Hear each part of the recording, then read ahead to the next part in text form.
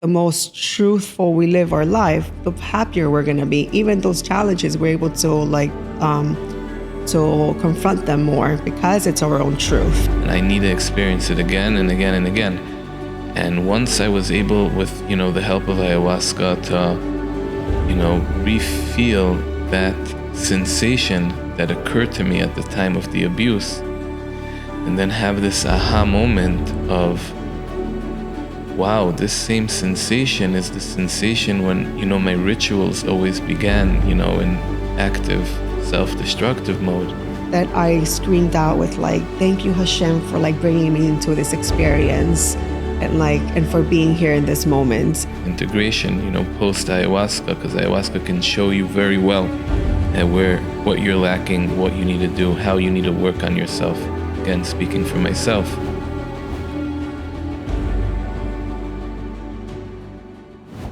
Hello, everybody, and welcome back to the Tikkun podcast. This is episode number 4, and I have the honor to be sitting here with Talia.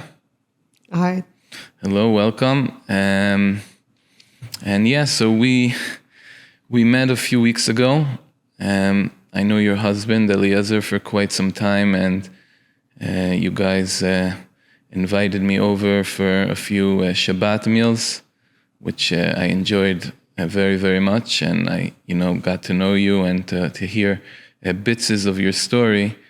And it was pretty clear and obvious to me that you have a very, very special story. And I know that the objective of the Tikkun podcast, obviously we talk about, plant medicine, about the beautiful grounds of Tikkun Healing Center and everything, that's in the world of healing and growth and reconnecting, to our inner selves and living healthier and better lives.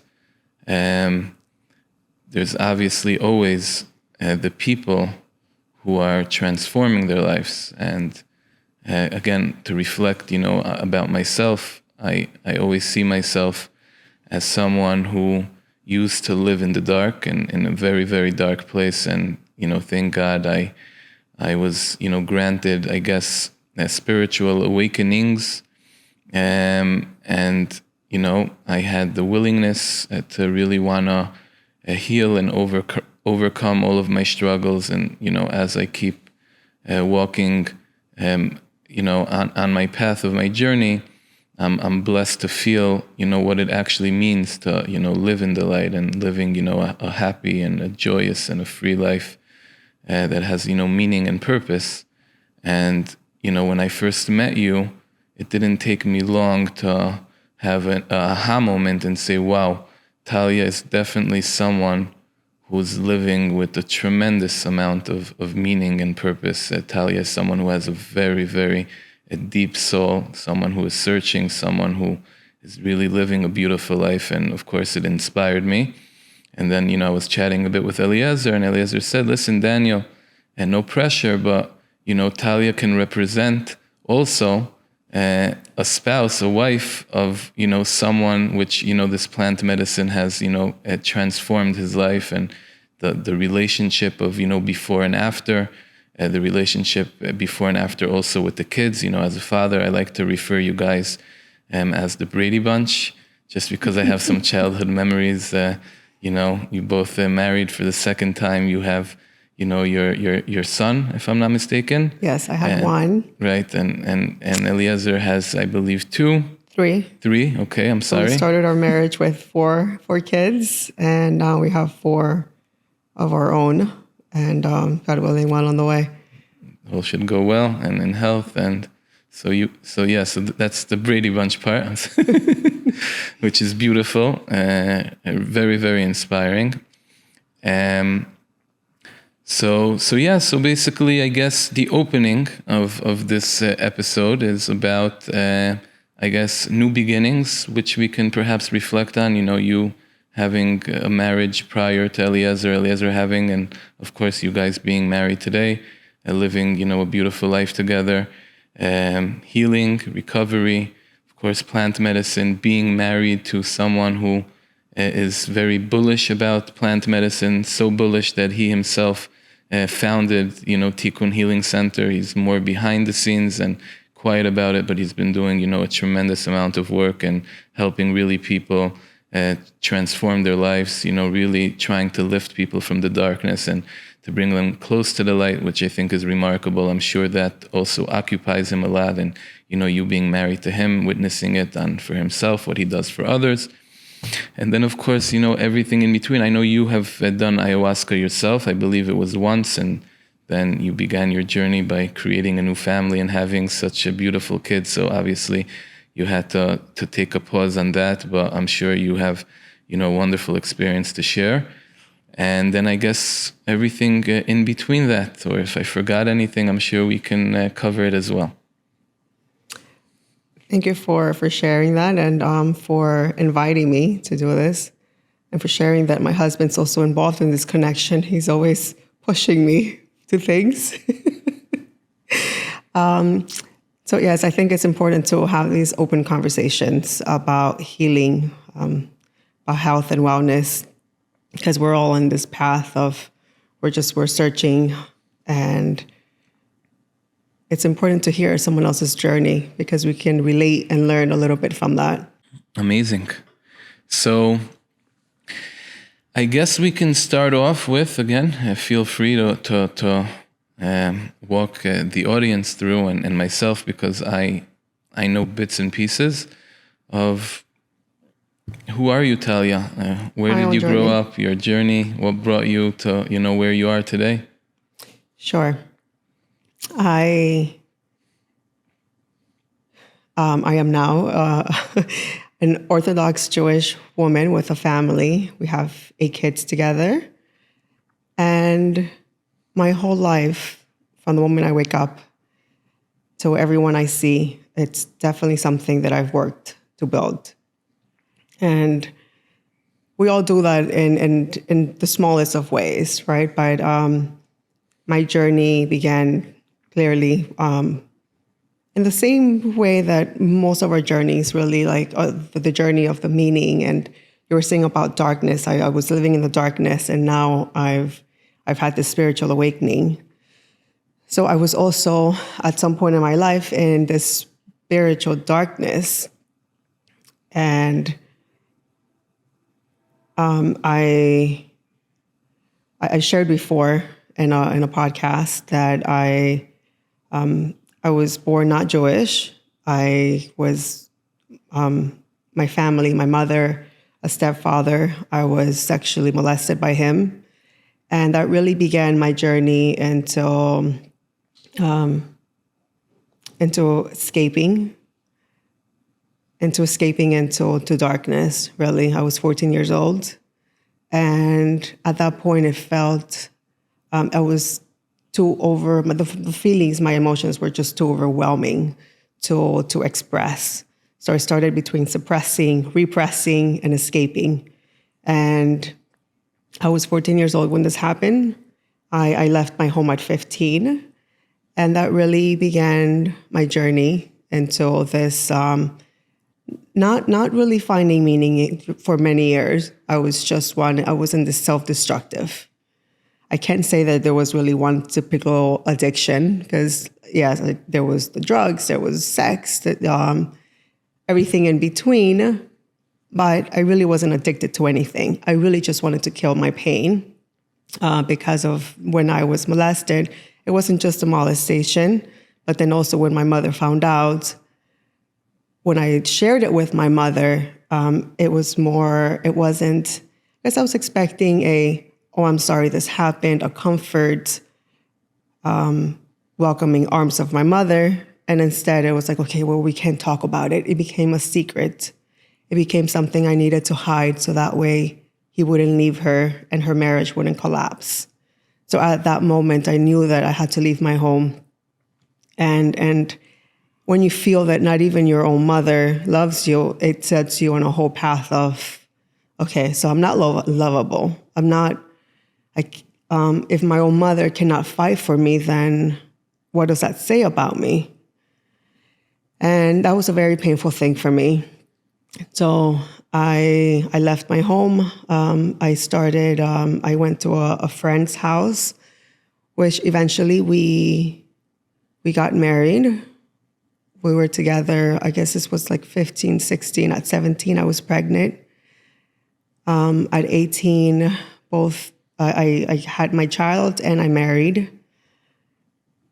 And he left to the military. We were both young. I was 18. He was 19.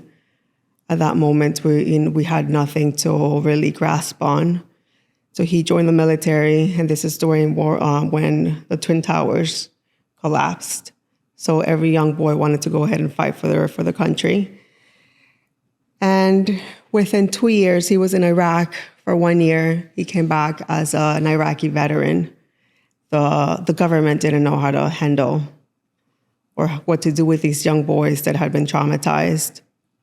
So when he came back, he really prescribed himself with alcohol and self-destructive behavior.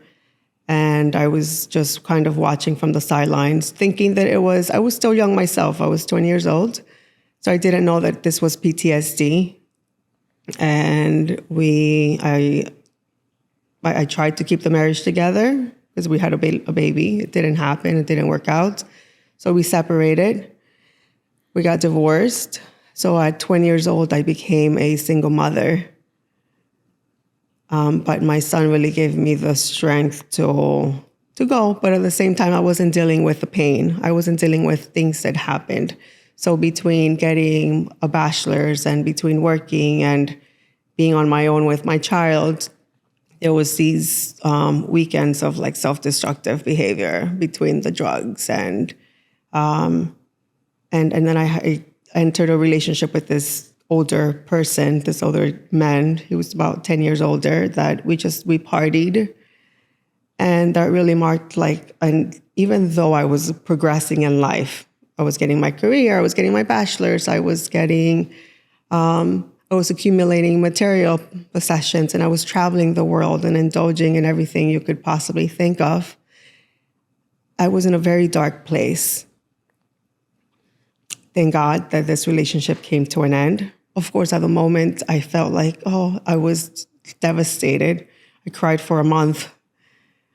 And then soon, little by little, things just started changing. I wanted to come out of that darkness for my son, Luciano. And I started training for marathons. I started doing triathlons. At that point, I finished my degree, so I got a job at a bank, and things were going pretty well. But except that there was always this thing that was missing. And then during that time, so I was going through a very sensitive time in my life, and I was running and training for a marathon, and I lived in Sunny Isles, very Jewish neighborhood. I see this woman walking with a stroller, pushing a stroller, and there was something in that the woman dressed like a beautiful queen, like very modest and beautiful, impeccable, pushing a stroller with such pride and pushing it like she was going like somewhere like with a mission, right? Like she was doing exactly what she was meant to do. And something in that just sparked a little light in my soul where I was like, wow, I want that. Like I had no idea what she was doing. I had no idea who she was, but I knew that I wanted that. So I left that there. Like a few days later, I went to New York. I was there on a business trip, and the hotel, it was right across the street from the Kabbalah Center, and they had a sign like right across the street and said, "Come in and change your life." So I walk in, and I'm like, "Give me 2 of those." They're like, "Wait, let us tell you what we are." It so happened that they had also an institution in North Miami, which they connected me with a teacher. I sat down with him, and I'm like, I want to become Jewish. They're like, you have no idea what you're talking about. Like, what do you mean you want to be Jewish? Something in me just said, I need to do this. And then he said, no, like just hold your horses, take it easy, like just come and do the classes. And I'm glad that I did that. They say, oh, with the Kabbalah Center, this or that, or this, like, I think it's important to have different types of institutions. I don't really like to get too much into the religion aspect of it, because at that point myself as well, even the mention of God was not something that I was so open about. I wanted to be Jewish, but the word of God, because I grew up with this God that was like punishing, and if you do evil, then you're going to see evil. And I always said to myself, I used to be a big Richard Dawkins fan. He's like the number one known atheist. Like, if there is a God that's like this, that's so vindictive, like, why would I want to know this God? And so the Kabbalah Center had this magic of framing the words of like Hashem and God with more spiritual terms that I was able to absorb.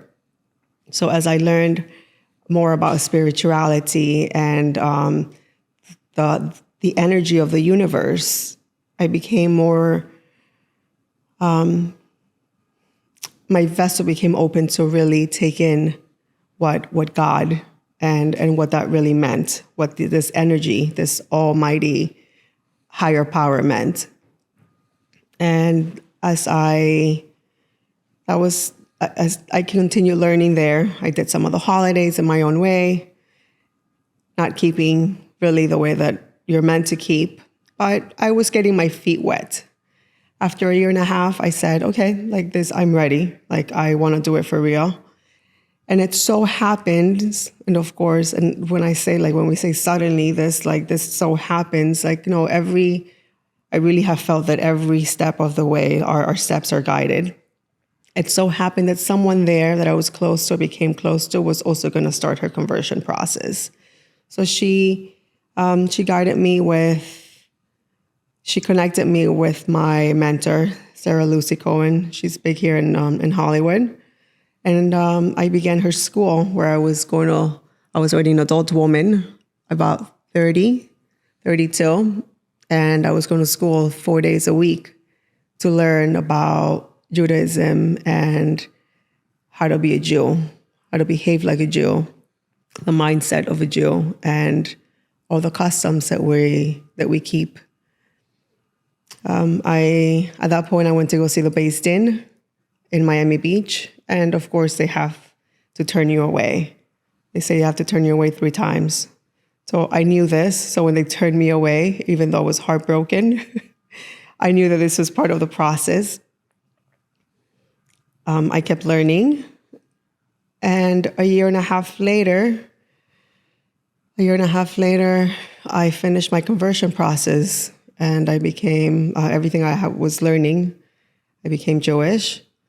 At that point, my son was not. They separated our cases. And so when you talk about, here you see this person that's living very much a meaningful life.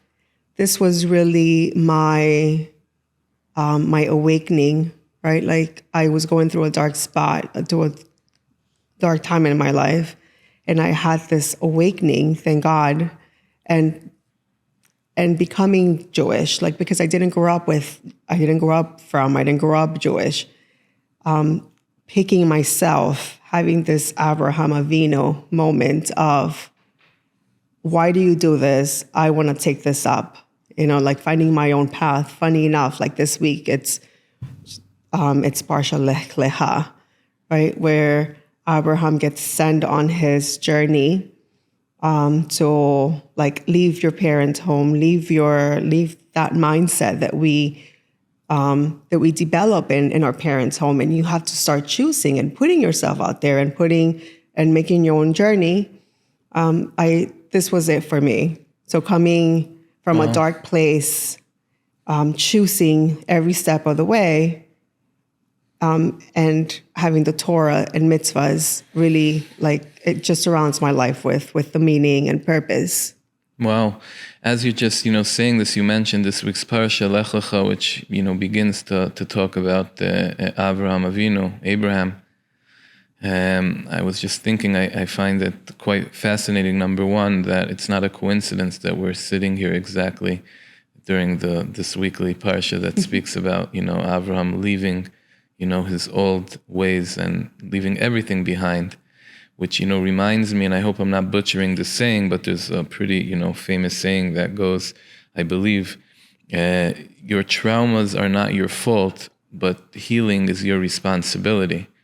So I think that kind of, aligns with that as well, because, even Abraham, or of course yourself as well, leaving so much trauma that was kind of paralyzing you, and then taking, the responsibility that, your healing is your responsibility, and you're going to do, whatever it takes to kind of, detach from that and really become, the person that you want to be. So I found that pretty interesting. Just kind of rebutting with what you said about your leaving your traumas behind. I think it's not so much about leaving them behind, because these traumas, it's what makes us who we are, right? So when we say leaving them behind, it's really more about seeing this experience that happened to you, and really wanting, yearning to grow from it.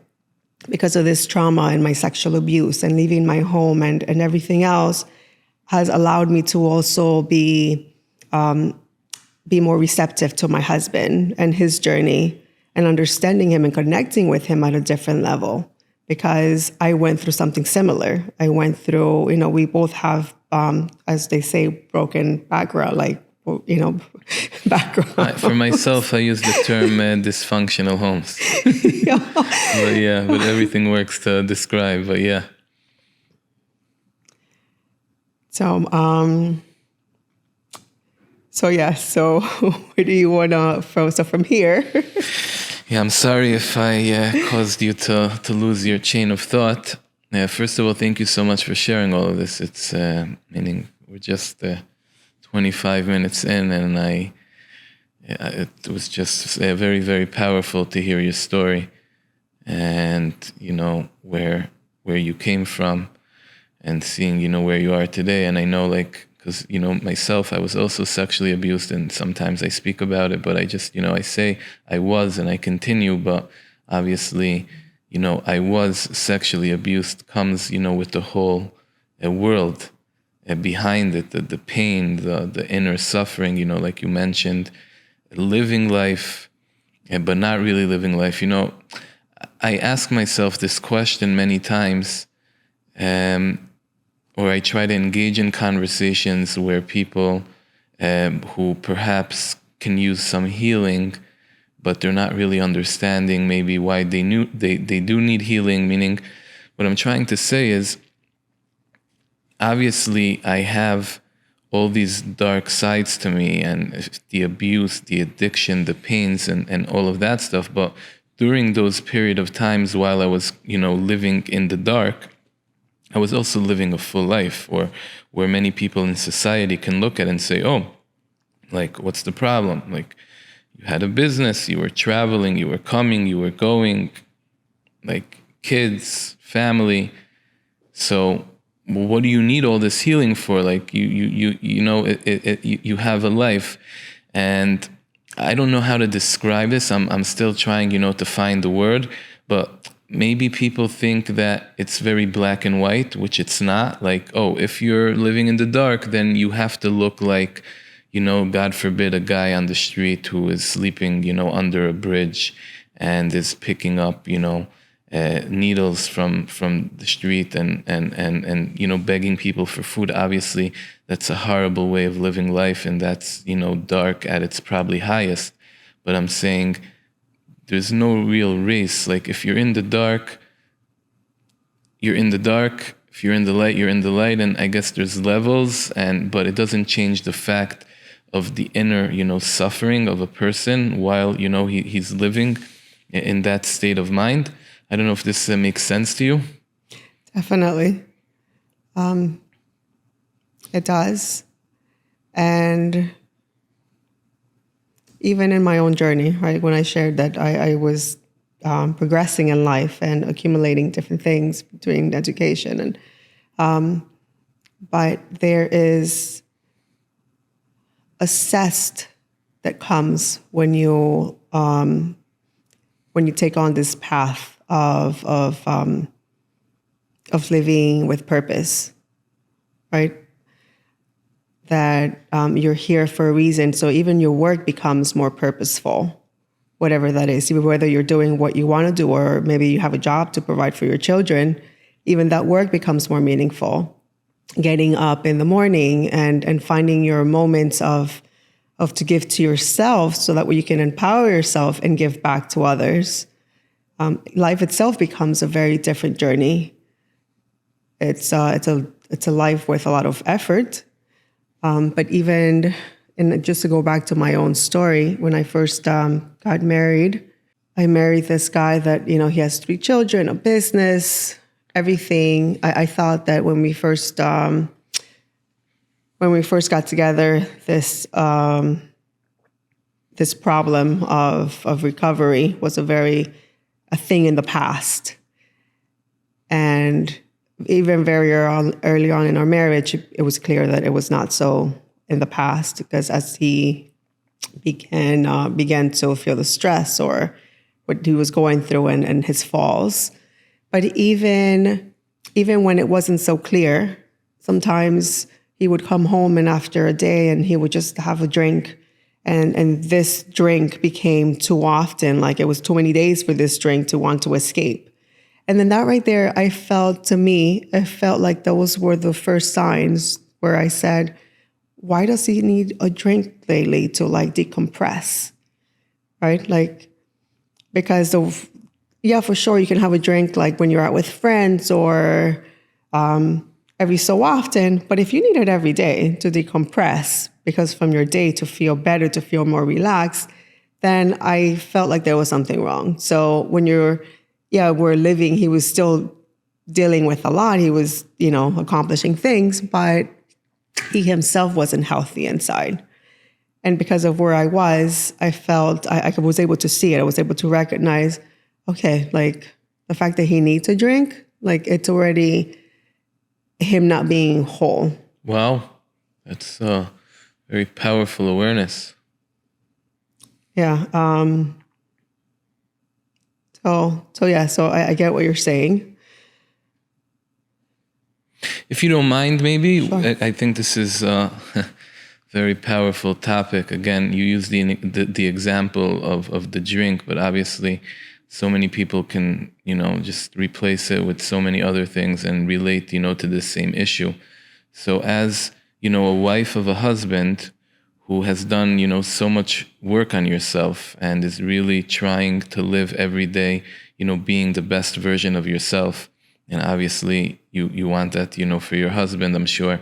And when you start noticing, the trend of, the needing to come back home every day and have, that drink to kind of just, be able to, I guess, feel more comfortable by maybe escaping, certain feelings or things that are going on, like how would you engage in conversation? Like, I know just based on my own, experience that when I wasn't, again, I know addiction is a very hard word. I don't think necessarily every single person is necessarily an addict. Again, I'm not a doctor. I don't diagnose people. I think when I was, living in my darkest days, I was, definitely, I had, tremendous addictive personality, and I would engage in patterns. And when I was told, yo, what's going on here? Like, why are you doing this? Like, this is, day after day or whatever, it would trigger me.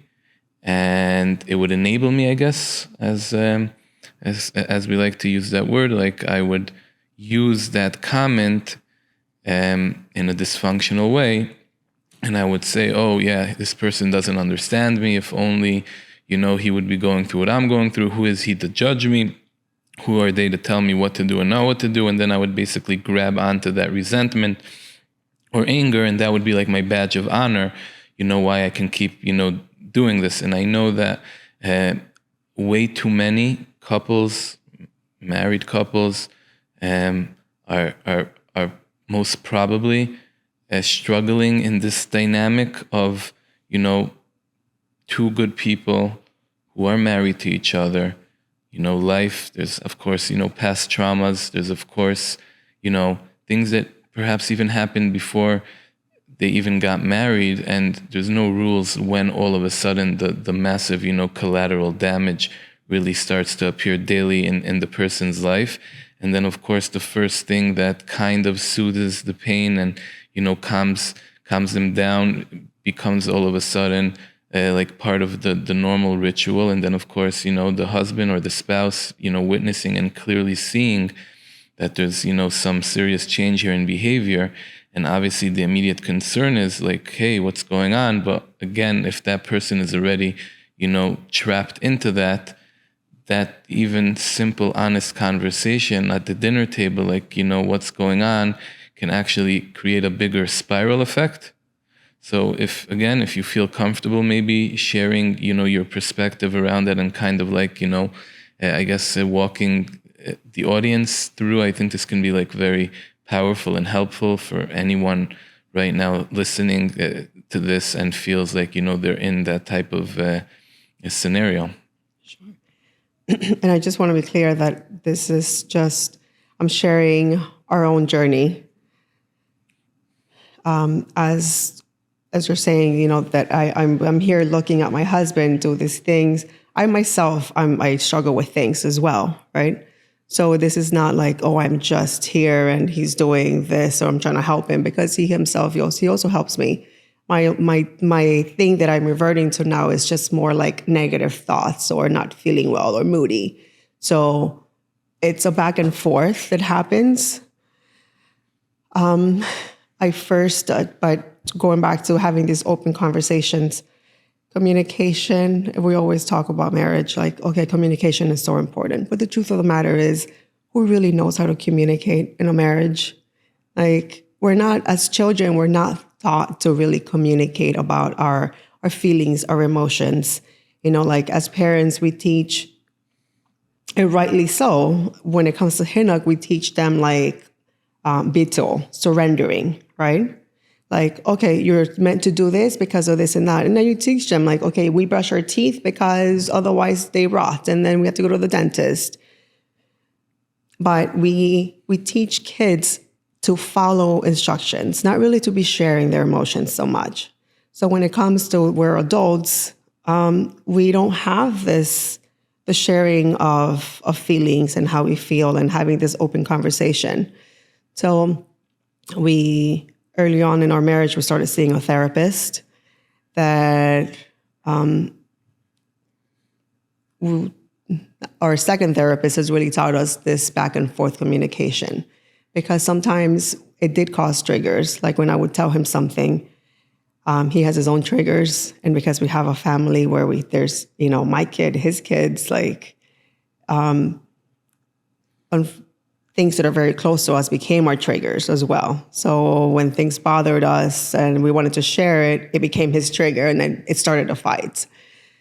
So having this open conversation and finding ways to, first of all, find the right moment, right?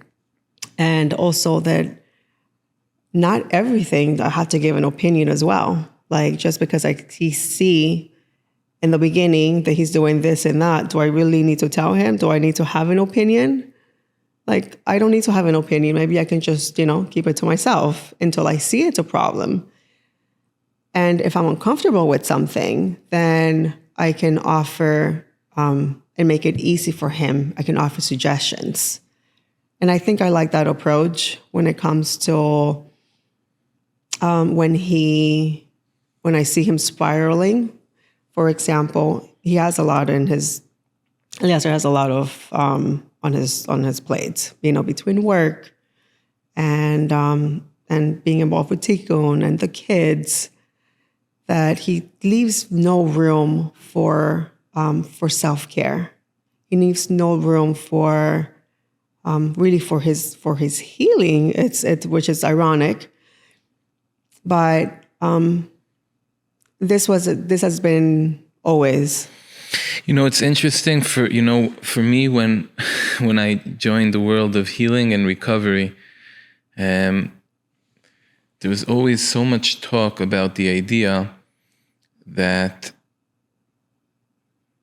in order to start living, a great life and recovering and healing, you really have to become selfless, right? When I'm the opposite of healing and recovery, for myself at least, very, very self-centered, selfish person, as I begin to recover and to work on myself, I really start to learn it's less about me, it's more about the other. And that really helps me a lot to, to grow and to heal and to become a better person.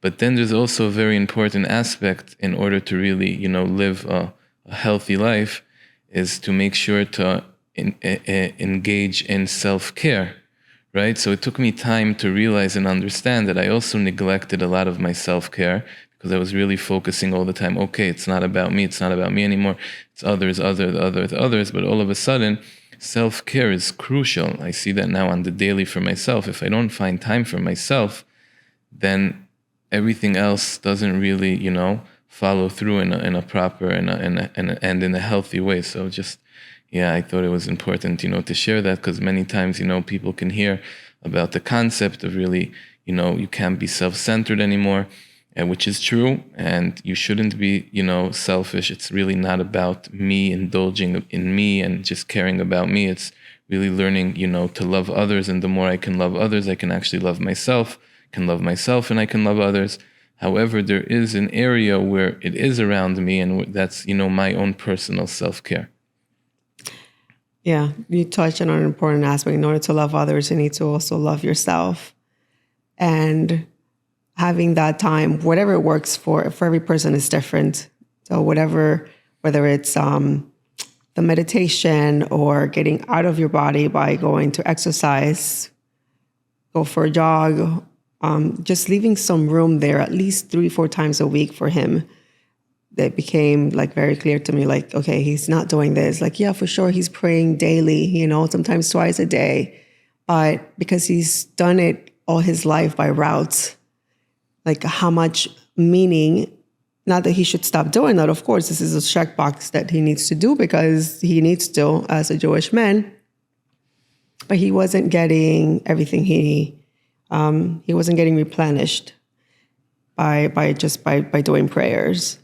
And so throughout our relationship, I've always suggested, and his commitment, so he's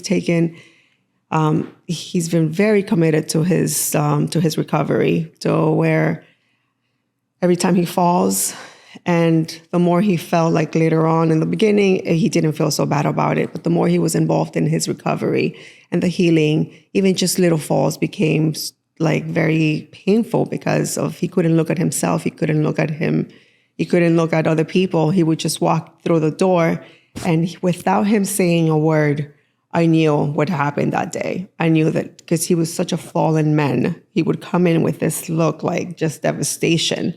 He didn't have to say anything to me, and I knew, okay, today wasn't a good day. Today he fell. And of course, as a wife, I have my own reservations of not wanting to see my partner doing that, being upset, at no point did I ever say, do we not matter enough, or is it about me? Because I know it's not about me. This is totally his journey. I know that I'm giving my best. I'm showing up how I want to show up. This is not my problem. This is his problem. But so he can only help himself, but I can be there in the journey of his own healing.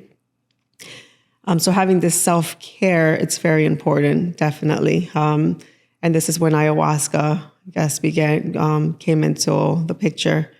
So his self-care between learning one-on-one with someone, getting out of your own body to feel good, to get the endorphins flowing. I've always told them, I myself experienced this firsthand, that this is when I started training, when I started creating different habits instead of going to, leaving bad habits behind, drugs or other stuff.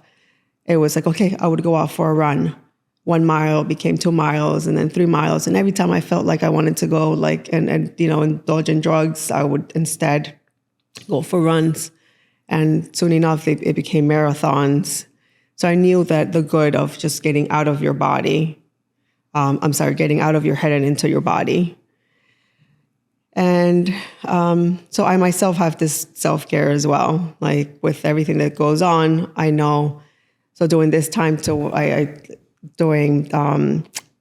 around 2013, when I was going through my darkness and into the healing, I was diagnosed with 3 immune disorders, like all of this repressed emotions and all of these repress and suppress and not dealing really with what was going on. I was causing myself to be sick. So I have lupus, also thyroid issues, Hashimoto's. And it taught me that I need to go ahead and do the self-care. So I have my own protocol, which I'm very committed to. And that's between a little bit of exercise with the yoga, prayers for me, and also having my own creative outlet with putting stuff that's meaningful into words and living by Torah. As I say, Torah and mitzvahs, and I don't want to turn anyone off when I say this. But that's become my life. Wow. So week by week, I go through the Torah and the parsha of the week, and I try to see, okay, what is this telling me this week, this year? Where I am in life and my parenting. So guide me back to where. No, you're you're doing great. Oh yeah, so I remember the question as to how do we go and. So you kind of touched on it, like I guess with our partners. Yeah. So I guess I can reflect on myself, because I'm learning also a lot. I've been married for 14 years, divorced now. I've been dating seriously for several weeks now, really showing up to this relationship with all the tools that I've learned, throughout my journey and in recovery. And of course, post-divorce, I focused a lot of my, therapy around, healthy relationships, dating, stuff that like you said, I wasn't taught about it. And I definitely came from a huge disadvantage, into my first marriage. And obviously, it would be, it's definitely my responsibility to enter any new relationship in the most healthiest way possible. So, coming in with these intentions, I always find myself thinking things through and really getting into the details, trying to analyze, really just trying to grow and become, a better person. And I had this thought in my head, a few days ago. I understand what it feels now and what it means that I'm in a good, healthy relationship and I'm living in the light and I'm being honest and I'm being vulnerable and I'm being open. And it's really such a beautiful thing, to witness. I also know when I was in my past relationship, I was, living in the dark and I wasn't honest and I was running and I was escaping, and there was nothing healthy about how I showed up to the relationship. And of course, all the damage that it has caused. And I guess my question would be, as follows. Obviously, life has its ups and downs. I'm, thank God, in a good place today. I plan on being in a good place tomorrow as well. This is one day at a time. That's really how I try to live. But, let's say, 6 months down the line, I get married, everything's great. I'm, doing all the textbook work that I'm told to do. I'm feeling it, I'm living it. But then, life on life terms, things happen. Maybe something devastating, God forbid, would happen to me, which would kind of pull me back, or old patterns, creeping back in. And now I'm in a state already where perhaps I'm hiding things. I'm not being as fully honest as I used to be, right? Because usually it's not like black and white between the transformation, from the dark to the light, that of course, but I'm saying also vice versa. If you're in the light and God forbid you get pulled back into the dark, I don't think this is something that happens, within the hour or even within the day. I think there's there's steps, there's processes, I know for myself, I need to wake up every day and I need to be fully, fully honest with myself and with others. And I try to scan my day, 2-3 times, and sometimes even before bed, I try to scan back and say, okay, do I owe anyone amends for tomorrow? Even if it's those smallest, slightest things. Why? Because for me, if I allow to brush off a small, tiny misunderstanding, or maybe, a gray lie, or maybe just not being fully honest, it then starts building up and building up and building up. And before I know it, I'm back to that same Daniel who I don't want to be anymore.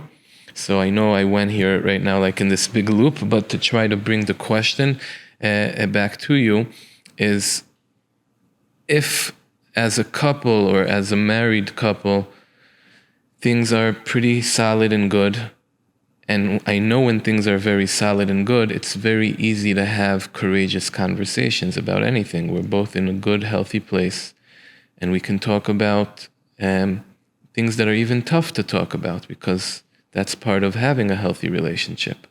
However, if God forbid, I get transformed now into the gray area, which will lead to the dark, and my spouse, my wife, is now trying to have a conversation with me and say, hey Daniel, what's going on? Like, I can see on your face you don't look good, and what is this new thing that I see you now coming home every day from work, and the first thing you need to do is whatever, we use that as an example, to have a glass of alcohol or whatever.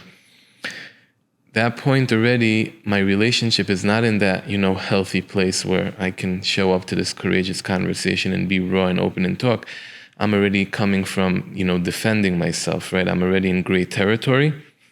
I know I have this talent to take sometimes simple questions and go around with them. Oh, I like the sharing of yourself. Thank you. So how do you go about maybe that? your tips and pearls of wisdoms, based on your own experiences. I think this is a topic that I don't know. I think it's very interesting. I think it starts with practice, right? Like, we are what we practice.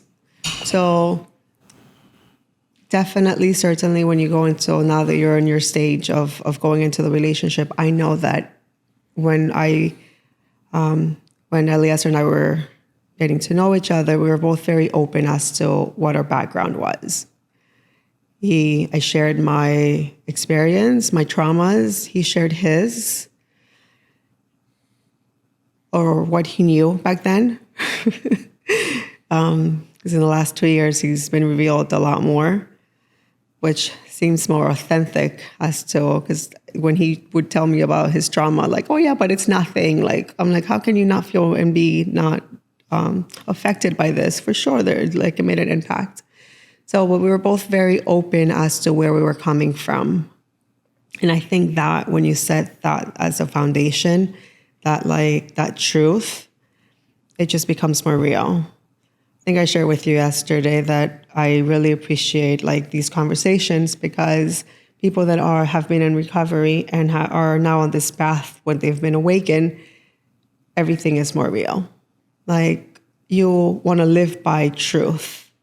So, and really, that's how we're designed to be. That's really what's going to bring us our fulfillment in life. Like, if we constantly keep aligning ourselves to truth, not even saying a white lie, because that white lie is a lie, right? So the most truthful we live our life, the happier we're going to be. Even those challenges, we're able to confront them more because it's our own truth. So starting our relationship with that, it's always, it's fundamental. and having the consistency. When we say the word emes, right, like it really means truth, right? But to be truthful, for something to be true, it always has to stay the same. It always has to be consistent. So when you start a relationship, if you have the practice of talking to each other, if you have the practice of not lying about something simple, and also now as you're rebuilding yourself, which that's the beautiful thing about this journey, like Hashem made it to where you needed to, like the shattering of the vessels, you needed to go ahead and like break, so that way you can now rebuild yourself to what's true to you, to your values. And what a beautiful journey that is, right? Because I know for me, it brought me a lot of fulfillment and purpose. Like, okay, so now I get to decide like what I want and how I want to be aligned and align my life. And that's an everyday alignment. 100%. Doesn't just happen once. There's no days off in this world. Yeah, exactly. You know, my mashria, she always says, like, it's like a cup. If you want it to be up, you need to keep holding it. The moment you let it go, that's it, it drops. Wow. So this is like consistent work. So in a relationship, practicing that openness and having the practice, like in the good times, sharing, this good thing happened today. So in the same way that you can share the good, it's easier to also start sharing, just having the practice of communicating with each other. And also, as you were building yourself, knowing what works for you, really, like, because your wife, I also have my own things when it comes to me and Eliezer. I have my own, he doesn't want to bother me. Sometimes he doesn't want to come to me telling me I feel stressed about this or that. He doesn't want to come to me with his own stuff. And that's okay. Like, I don't need to know everything, but he needs to have his own resources as to what works for him. Talk to other people, have a community. One of his partners, Moshe, became a confidant because he realized when he started doing ayahuasca as well that, okay, great, ayahuasca, it helps you see things, right? It helps you see and also guide you, but you need to do the work and you need to have other tools there as well. For sure. And having those tools and knowing, okay, every so often I need to get myself into doing ayahuasca because that gives me the release, right? It's giving himself that space of tools, managing his tools. Because I'm sure, there were many times that he felt so ashamed, not that he didn't want to share with me, but he felt so ashamed that he let himself down to begin, right? And letting me down. So it's not that that we don't want to share. And sometimes it's okay. He doesn't have to tell me, do I really have to know everything? I don't. And I had to be okay with that because I always felt better. Like the control part in me felt like, oh, if he tells me, then I'm okay. I can deal with it because he's sharing it with me. Then I'm okay and we can get through this together. But then I needed to kind of get into his level to where he was at and say, he doesn't want to share because he's ashamed of it. He thinks he sees himself as better than this, that he's so... It's such a, to say, oh, I went and I did drugs today. What a shameful thing. So I became okay with not having to know everything, not having the control factor of, okay, as long as he tells me, I'm okay with it. And that's also work on my part, right? It's not only him. Like the relationship it goes both ways. And that's where we're there for each other. The partnership, it's there two ways. I have my own work. And he has his own work. And his own work, he knows now that, he needs to have his own protocol, his tools.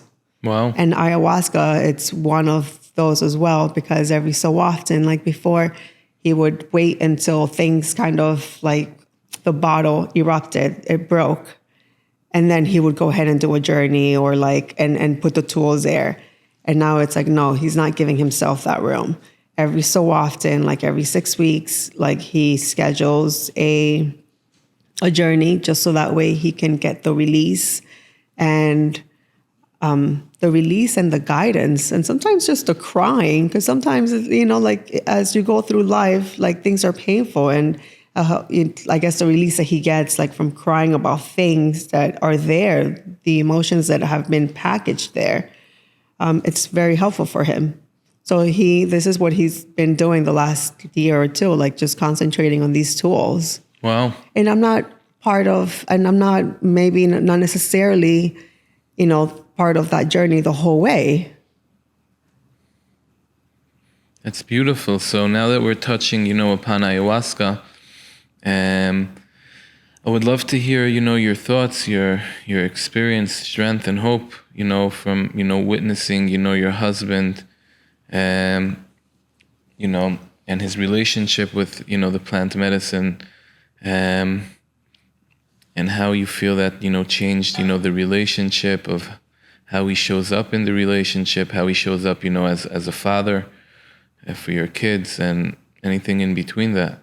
I think there's many, wives out there, or perhaps husbands, where they have yet, to feel the calling, or maybe, there's other things that work for them, which is fine, but sometimes that can create maybe a bit of a disconnect, like not knowing really what's going on, what is actually happening here, how does it look like, and stuff like that. So if you don't mind maybe sharing a bit about that, I think that can be pretty helpful. Sure.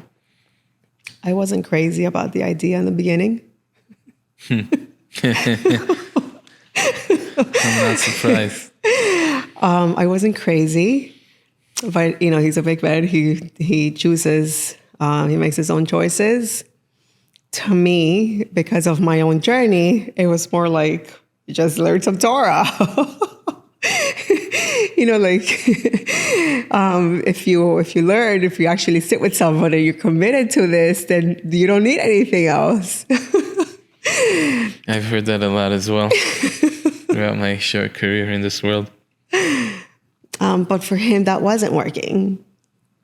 And also the AA program, although, when he first, when he got divorced, he went through, I don't think he finished all the steps, but he did, 5, 6 of them.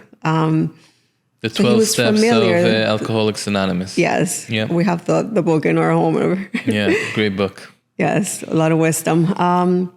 But that also didn't work for him, because it was actually a simple thing that he just didn't really connect it with, the fact of he would go into meetings. And this is already when it was clear that he needed help. Like, it was happening too often, his little falls. He would go into meetings and being identified with, I am an addict, which that can go both ways. For him, it didn't resonate, because then you're identifying with the fact that you're an addict, and he didn't see himself as that. He's not that, and this is just a behavior that we have that can be changed. Doesn't need, so he had an issue with this first thing. And then also, just the meetings didn't work. But I always saw along our journey that he kept trying. And when he would fall, he was always committed, and he did the work to try to stay on a path. But there was a lot of falls. So ayahuasca, came into the picture. He has his own story as to how it happened, very meaningful as well. But from my perspective, so here, his friend Moshe Goldstein, they were talking about it because it came from Moshe, and he was like, very much into the AA program. I knew who he was, great family man. And so it already, it wasn't for someone who was partying. Like, I knew it was a serious thing. And Eliezer, so he mentioned it to me, and 3 days later, he's like, look, this is Moshe's going to be doing it. I think I need to jump on it, because I don't want to just lose the thought.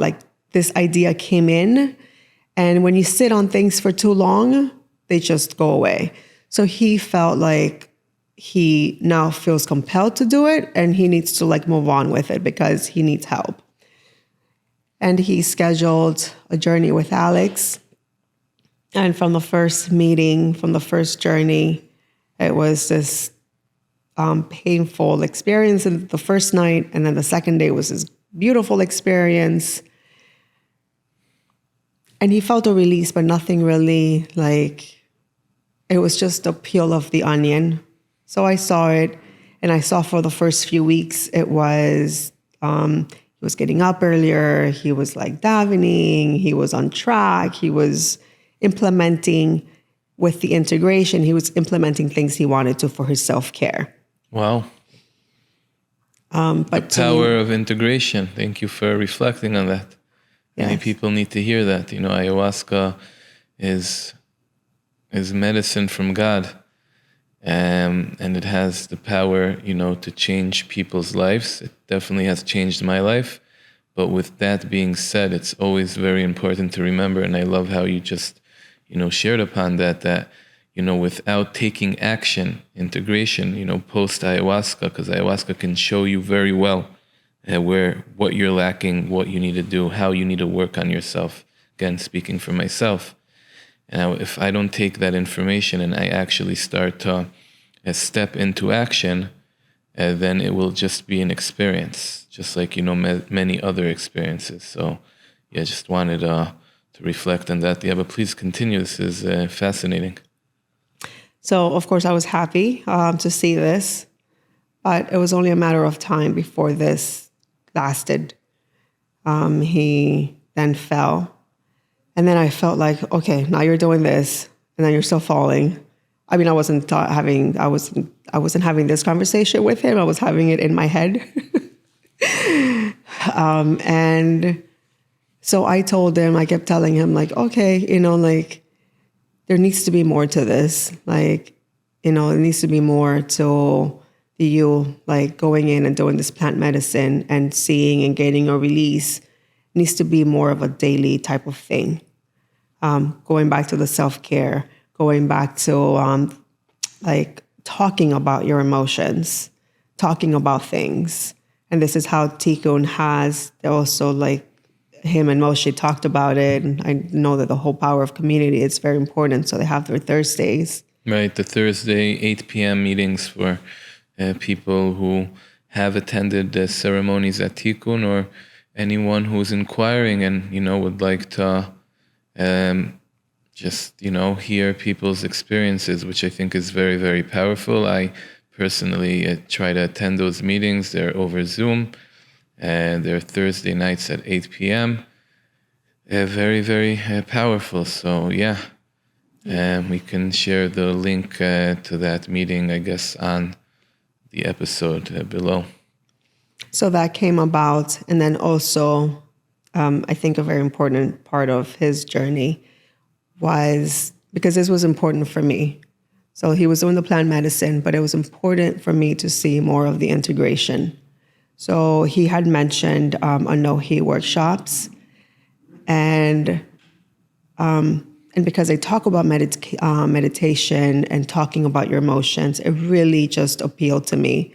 I said, you know what, either way, as you guys are building Tikkun, it's important that you go do research, see what people are doing, see what's working. You want to get different things from different organizations and implement it in Tikkun, because we're not, we don't want to just build just an ayahuasca center, but be more of a whole well-being, wholesome healing, something that you do. It's on a daily basis. And ayahuasca is also part of the journey, but it's not the whole thing. And so he went to Toronto. He did a weekend there. He learned the power of breath work and how intense that can be.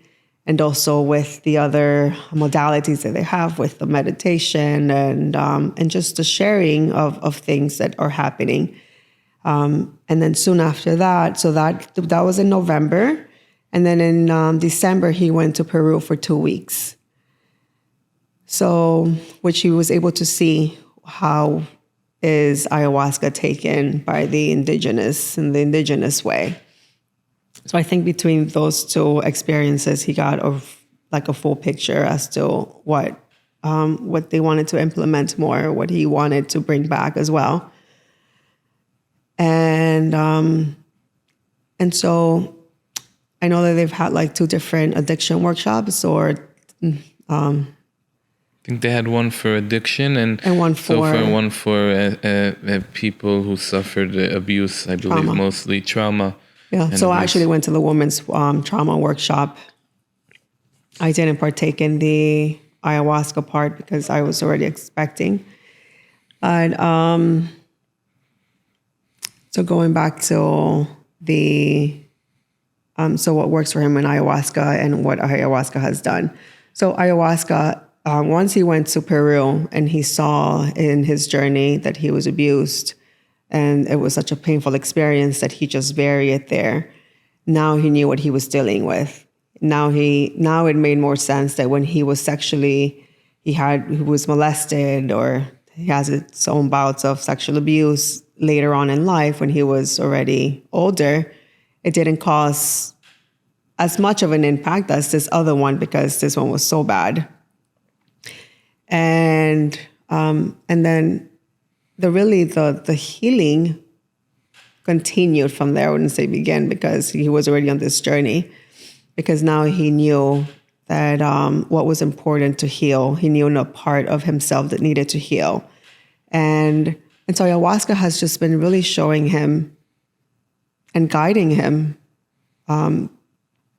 as to what he's dealing with, and steps to take on a practical level, which I find that amazing.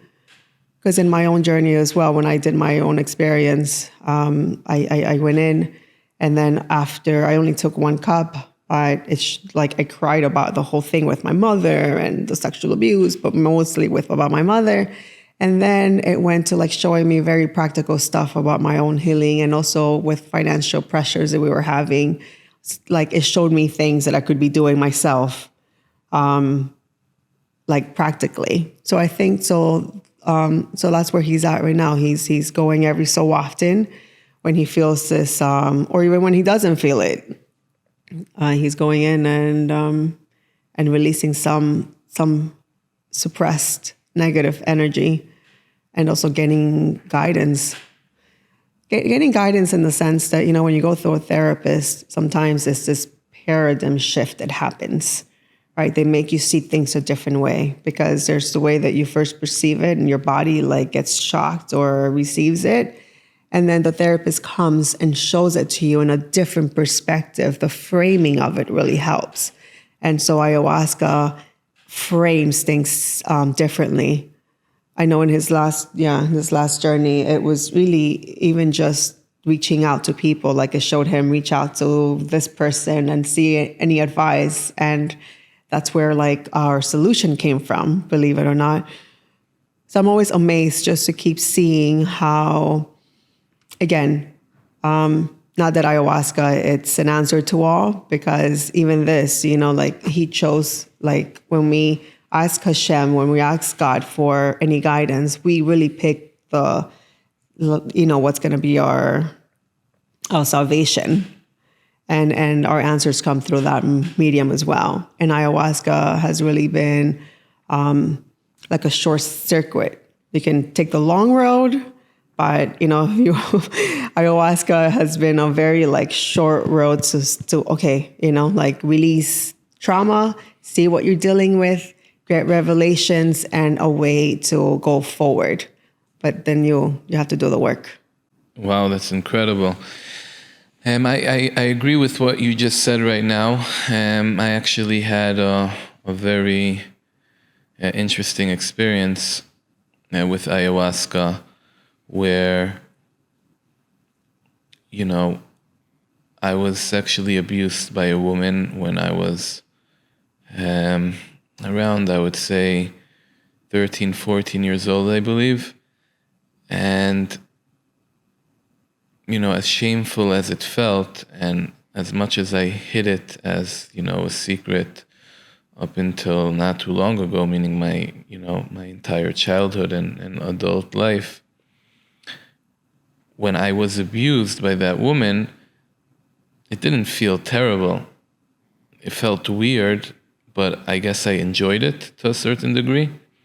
It gave me a feeling which I've never experienced up until that point. Obviously, it's a horrible experience, but that's just how I felt as it was happening. And meaning today I can look back already and reflect on this, where I, understand, the picture better. And, ayahuasca helps tremendously with this, where basically that feeling of that time of abuse, I identified that as that's what true love means, or looks like, or feels like. And basically from that point on in my life and throughout, my addiction, living in the dark, I was chasing that same feeling my whole life. Like I felt like that's what love is, and I need to experience it again and again and again. And once I was able, with, the help of ayahuasca, to, re-feel that sensation that occurred to me at the time of the abuse, and then have this aha moment of, wow, this same sensation is the sensation when, my rituals always began, in active self-destructive mode. And I don't need to do that anymore. It's like, it gave me now the clarity. It gave me, the full picture of what was going on here. Yeah, it's very, very painful. Yes, that, abuse, it caused me tremendous amount of pain, and, it acted as a catalyst, to propel me into the darkness and whatnot. But now that basically I can see it in full circle, and now I know I don't need to act on it anymore. And knowing that up until now, when I would act on it, it would come from a very, dysfunctional place, and, from unhealthy place. It was a very, very powerful moment. So, you were saying that, you were able to see and notice that ayahuasca, shows, people where their work is, or where they're stuck. And then obviously post ayahuasca is really where the magic, begins and happens, by us taking action and doing integration, and obviously having a supportive community to talk about these things with, and, continue and growing. You've tried ayahuasca. I know Eliezer, your husband, he does it, has done it quite several times by now. For anyone, watching, perhaps a husband and wife, boyfriend, girlfriend, thinking of doing ayahuasca, and they perhaps want to come and do it together for the first time, what would be your take on that? Take time for yourself. Like, I wouldn't recommend it to do it together. I think that this healing process, although you could walk hand in hand with someone, it's also, it's your own personal journey, right? Like, it's nice to have someone who can relate to. But the first few times, you need to do it on your own. Because it's a very true, like, very open journey. Like, you're if you're lucky, you're purging. So for the first two times, I don't know if that's, like, you're also worried about the other person. I think you need to take that time, that vessel, and take time for yourself, just the same way that you take time to heal for yourself, right? It's being and saying, okay, I'm doing something for myself. So he had done it already, for 2 years before I did it for my first time. And of course, our situation was that he needed to stay back with the kids. But either way, I wouldn't have wanted him to be there, like, because this was my own journey. Like, this was my own healing. So I think for couples, like, it's healthy to, again, there is no right answer. There's no one way to do it. To first, if for your first time, maybe not do it together and see how that goes, because then maybe you're too worried about the other person, especially if you're just starting to date. Like, what is this person thinking? Are you really able to let go? So I don't know if you would want that to be a part of your equation. And then afterwards, yes, I think it's important to have this journey together. We haven't experienced that ourselves, but I hear it's a powerful one. I hear that once both individuals have done their own journeys and then to come and do it as a couple, then it really, you're focusing on on a very big part of your life, because your partner is the person your attachment, the person your partner, the person you're building a life, and then you're sharing the most intimate parts of you. So how can you not do it together? I know that we've done breath work together, and that was a very special breath work session. But it really intertwined us as a relationship. Like the breath work became about helping, and it helped me release, like how can I be there more supportive for him? It became about our journey together. And I think that the first few times for ayahuasca, it needs to be about unloading your own baggage, crying about, mourning your own sufferings before doing it as a couple. Wow. And what would you say are the top elements you've noticed, shifts, changes, as far as, your husband Eliezer's relationship with, the kids, as far as, pre-ayahuasca days, if we may use that term, to post-ayahuasca days, where now this has been, part of his life more? So we have two sets of kids, the older kids and the younger kids. The Brady Bunch. And every kid, the two age groups need different type of parenting and the way a parent shows up to that relationship. Eliezer is able to be there more for himself in a healthy way. And when that changes, then it changes for everyone. So when he tells me he needs to go in and do a journey, like, I encourage it, because I know what comes back after. I know that he's a more full person. So when it comes to our kids, he's there more for me. He's more understanding with his kids, because they're such a big part of your journey that it's inevitable that you're going to see them in your journey, and you're going to see what each kid needs, and maybe like trauma that that you've caused in their lives, or that they have had in their own lives. So I think I know he's come back from a few journeys. We have a teenage girl. He's been able to see like what he needs to be, where he needs to be as a parent, to be there more for her. I mentioned her because, teenage girls sometimes go through a harder time through the teenage years compared to boys. And for our little kids, it's really about, he has been more he's more aware that we need to be better parents for them, and also keep their safety more intact. The self-awareness, because he sees how much a person can be, and really all of our traumas come from our childhood. And being more aware of this has also, it's helping him see how something that I've mentioned before, our little girl shouldn't be wearing this or shouldn't be doing this. And he sees now, maybe she could be impacted by this. Maybe we shouldn't be doing this. He's definitely more not patient. He's just more soft with them. I wish I was there. I am not. He becomes like their comfort blanket.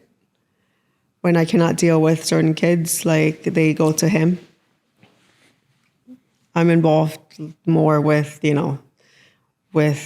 dressing them and this and that. So he's just softer. So when they feel like sometimes they need to cry, or, they're like, oh, I want Papi, because they know that he's there more for them on a different level.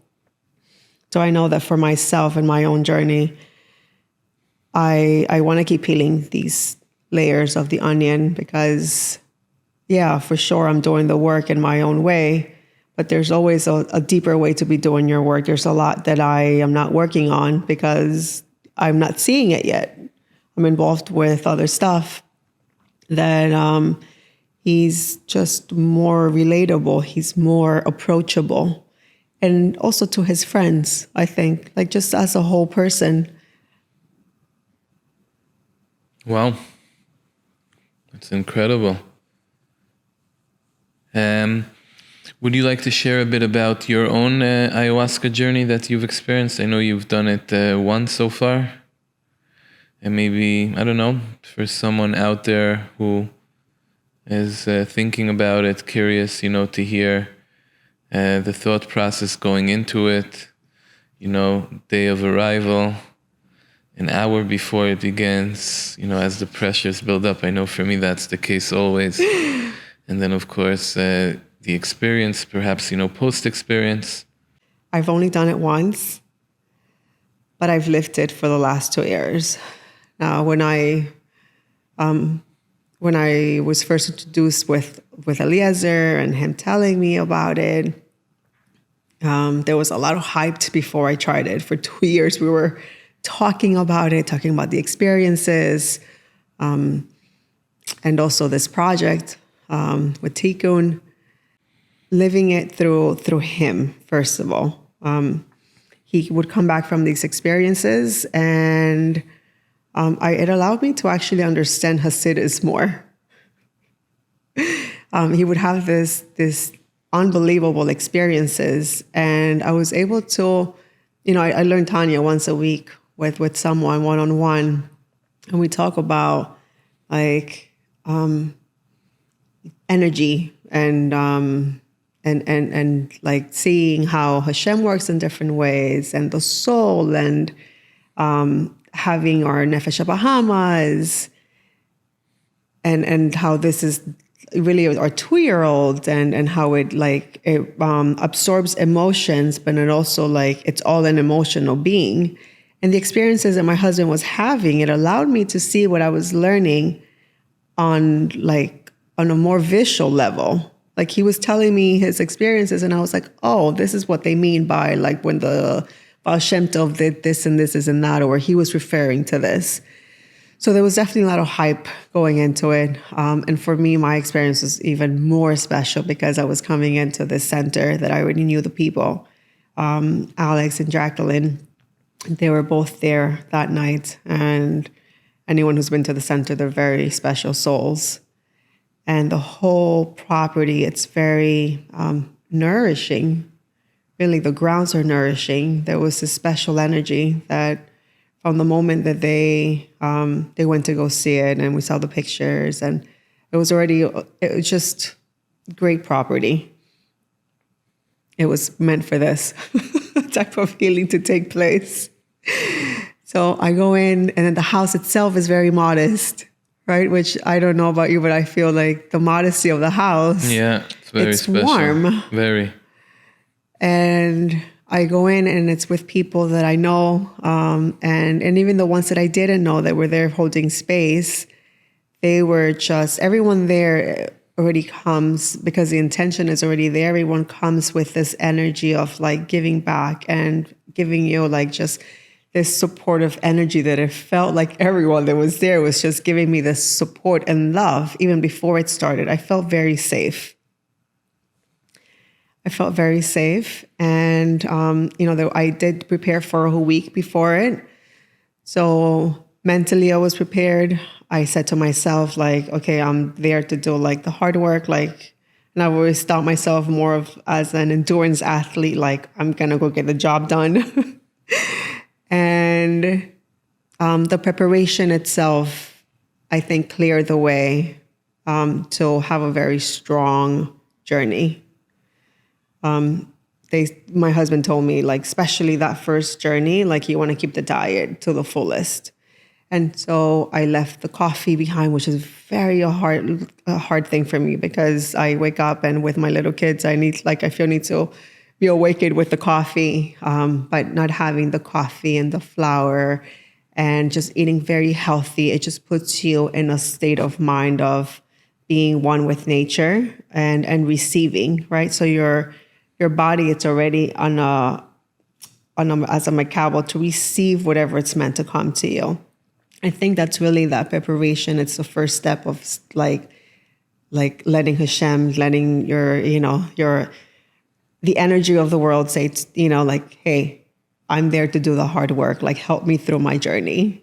So I went in ready, dressed very comfortable, and I went in on a Jewish retreat. So the men and the women were separated, like the men on one side and the women on the other side, I think. Or I think that's how it was. But anyways, it was a way where it was made me very comfortable. And it was, I mean, what can I say? It was an unbelievable experience. It was painful. At first, it was very uncomfortable because I was very uncomfortable within my own skin, especially that from my past. And even when I first started talking about ayahuasca, I felt like it was like I didn't need to do it because I felt very connected to my creator. Like, I'm doing the work already. Like, really, I'm a very spiritual person. So, like, what's the need to go do it? But what I learned from my experience is that, yeah, we could do the work. Yeah, we're doing the effort. Like, we're learning and we're living a meaningful life. But sometimes there's this residual energy inside of you that you haven't been able to let go. And during my journey, after having that uncomfortable, like in-body experience, and I felt like, well, with my past and with the drugs, like, I don't want to be in this experience. I even remember calling someone like, I just want to get out of this. And then I asked for help. It was a hard thing for me to do. Like, you come off with this, when you're doing ayahuasca, the way that you are in life, you start showing up also in the journey. But Eliezer said, ask for Rape, which I did. I asked for Rape, and that sent me off to my journey. And during this experience, it was very important for me with acknowledging and having like God and my creator the whole way of the whole step of the process. Like, I felt like I needed to ground myself and say, like, thank you, because I felt like such a release when I purged that I screamed out with like, thank you, Hashem, for like bringing me into this experience and for being here in this moment. And that right there, like, I just laid back and then I wept for the next 2-3 hours about this thing with my mother. And it started showing me in my own journey as to how that experience made me show up in life and robbed me of some confidence, or the nurturing of a mother, and how that affects you, how I can be different from my own kids, and also what I'm doing myself that I'm escaping in a certain way, like as things get hard with my kids. So it was a very alive experience, I just say nourishing, because of the fact that like I came there and I got what I needed with one journey. I was meant to stay a second night, but I also had a 10-month-old baby, and the medicine itself kind of told me, like, you got what you wanted, you got what you needed, go home to your children. Like, you don't need to be here for a second night. Wow. So it was, it wasn't a scary experience. It was unbelievable. Wow. Sounds like you had a very powerful experience. I did. Yeah, people ask me sometimes, sometimes more than others, like, what is this ayahuasca thing? Like, what does it actually do? And I feel that ayahuasca, for me, is the ultimate mirror that allows me to reflect on myself and to know exactly what is wrong with me at this given moment, and it has the power to act as a major catalyst to allow me to overcome the current, blockages that I'm dealing with. So I guess I look at it as a way that, only when I am alone with myself, standing in front of a mirror, I know exactly what patterns or what issues I'm currently dealing with, that no matter how many times I promised myself that I'm not going to do this anymore, or that I don't want to deal with this anymore, or that I'm going to become better in this department anymore. And even though it still, continues to a certain degree and I'm kind of powerless over, those areas, if I properly, I guess, prep myself and ground myself and, follow the diet, pre-ayahuasca, and really try to, have my pure intentions around those areas, it really can act as a beautiful catalyst to really help me, like as a bulldozer, overcome, understand the deep meaning of why I have and I'm, suffering from these issues, and then also to give me kind of clarity and guidance of how now to really, start walking life without needing to, go back to those patterns. And it sounded to me that you kind of, had a similar experience in some regards, like you were able to see with your mother, like why all of this happened, right? You mentioned earlier on that when you went through the abuse with your stepfather, all you wanted is really your mother to be there for you. And instead you sadly experienced her just trying to minimize, what just happened to you, and to tell you we can't really talk about this. And I guess from that point on, it really, took you in your journey in life of a lot of pain and confusion of not receiving what, every child wants to receive, from his mother, his father, especially in scenarios like these. And then, ayahuasca kind of helped you, I guess. Again, it could be that I didn't understand this properly, but perhaps it helped you understand the role that your mother played. And with her playing that role, as much as it was painful for you, it brought you to where you are today, which today, you're living your best, life ever, and you wouldn't change anything in the script, that brought you to where you are today.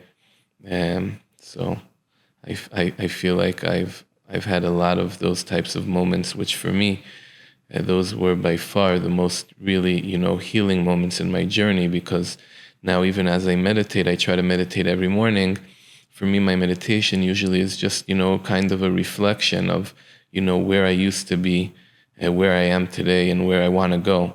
And if once upon a time I would be scared to go back, to my dark days of, the pain and suffering, and I just would try to avoid it, I actually embrace today, like going back there and saying, wow, look how painful that was. Like I was living a crazy, scary, painful life.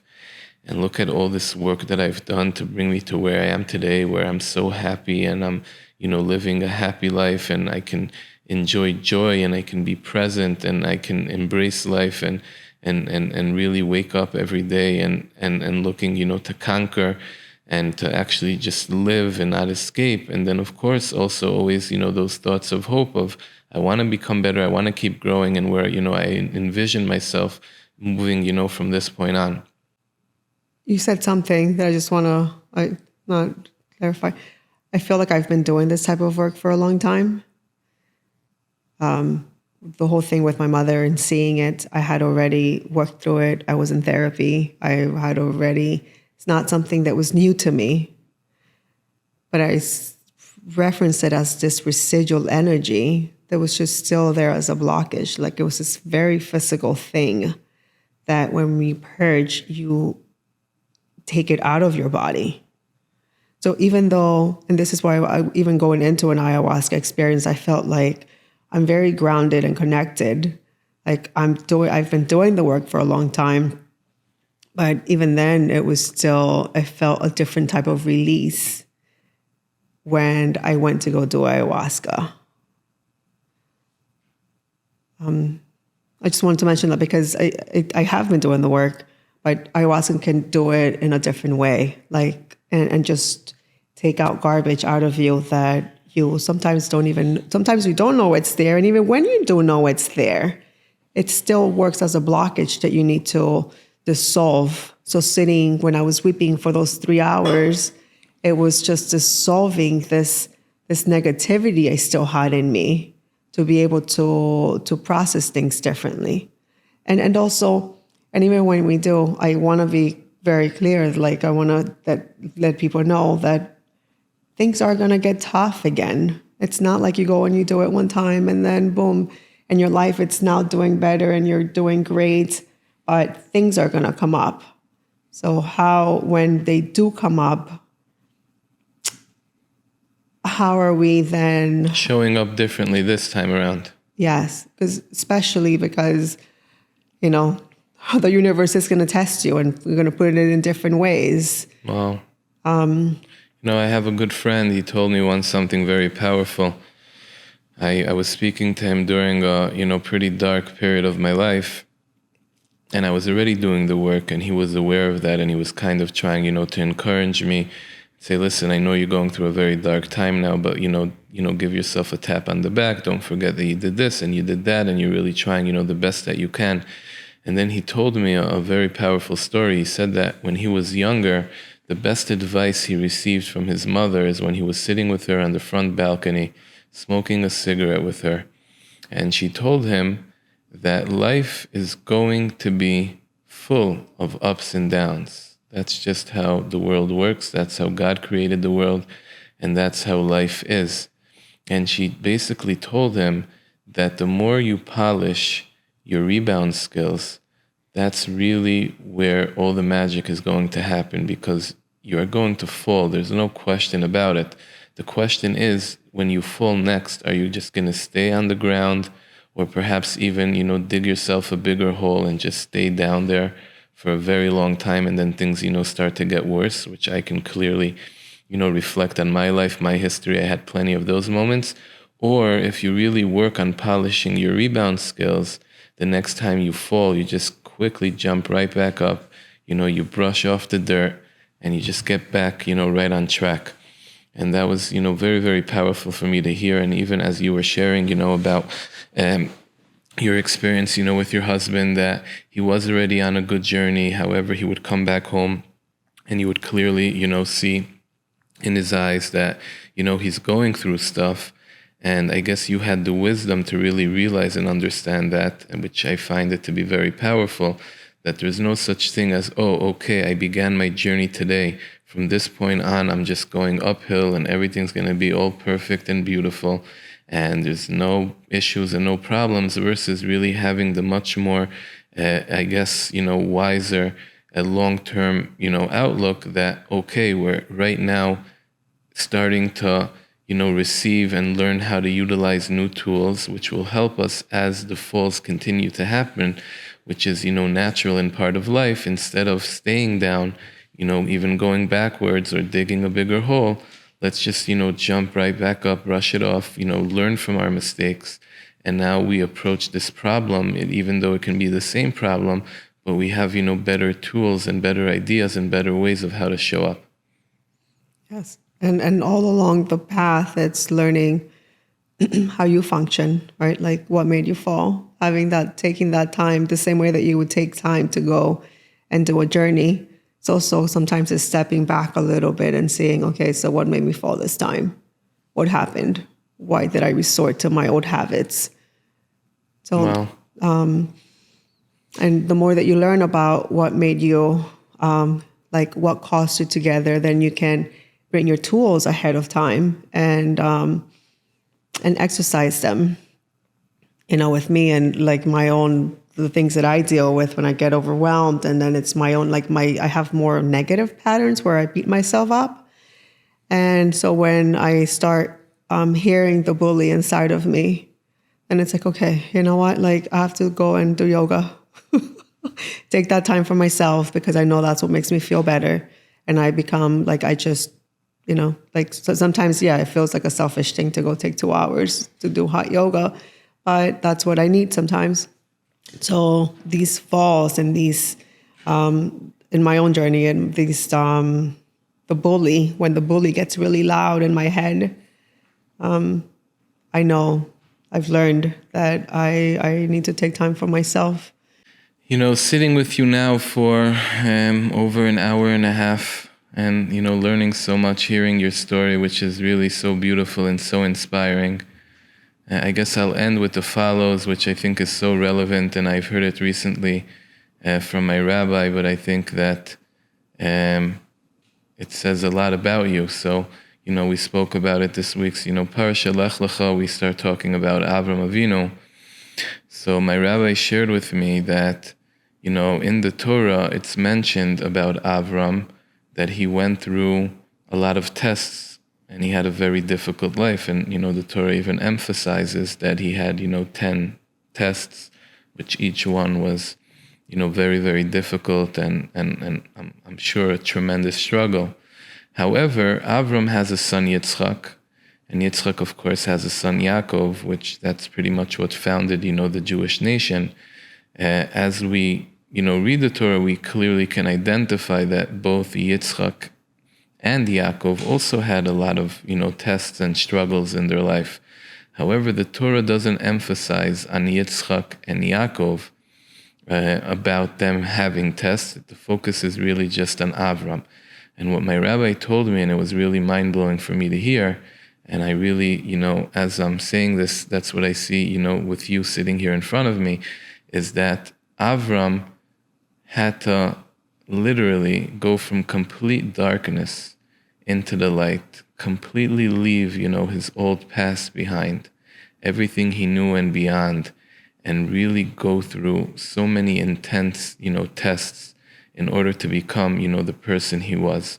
However, when it comes to his son Yitzchak, and his grandson Yaakov, who also had, as society today would call, plenty of traumas and whatnot, the Torah doesn't mention that. And the reason it doesn't mention that is because at the end of the day, Yitzchak and Yaakov already were born in the light. It was very, very clear, that there's a certain path that they need to be on and the direction of where that path needs to go. So yes, they had struggles, and of course their struggles were very, very difficult.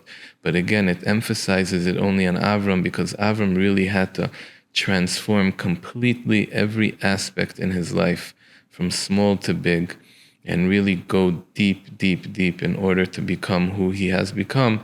And therefore, it, speaks about him going through the 10 steps and not, on his son, Yitzchak and Yaakov. So again, after having the honor here now to sit with you and, to hear your story and to see what you overcame, where you came from and where you are today and where you're going is very, very inspiring. And, I'm hoping that people who can use this inspiration will come across this, podcast, people who hopefully feel like plant medicine can play a role in their healing, will, reach out, will do some research, and perhaps will, be able to experience, the wonderful gifts that, ayahuasca has, provided to me. I know to you, to your husband, and to many people that we know in common. And I really, want to thank you so much for making the time. I know you're very busy and you're dealing with a lot, for being here. And then, of course, if there's any final remarks you would like to share, please. We are in no rush to turn off the microphones. No, thank you for listening. Really, I really enjoyed our conversation because it's very real things, right? That our lives and what we're dealing with, and how we all find ourselves in dark moments in life, or even if you're not in that darkness, you don't have that passion or that zest for life. That's also there's also a curtain in that, even though you might be doing everything right. But if you're not living a purposeful, life and waking up every day and wanting to do the hard work, that's also not what we're here to do. And I just... I guess my final remarks is that we should all really feel empowered that we have a choice, right? That we have choices, that we make our own choices every day. And when those choices are not the right ones, every day really brings a new day to just get back up and keep fighting. And within those choices and our empowerment, it's to look for things that do work for us, to look for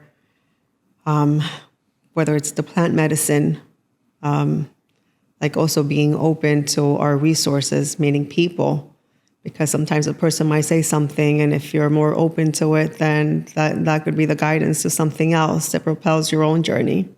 Well, thank you so much, Talia. I really, again, appreciate it very, very much. I've learned a lot, and wishing you all the best. And thank you. Likewise.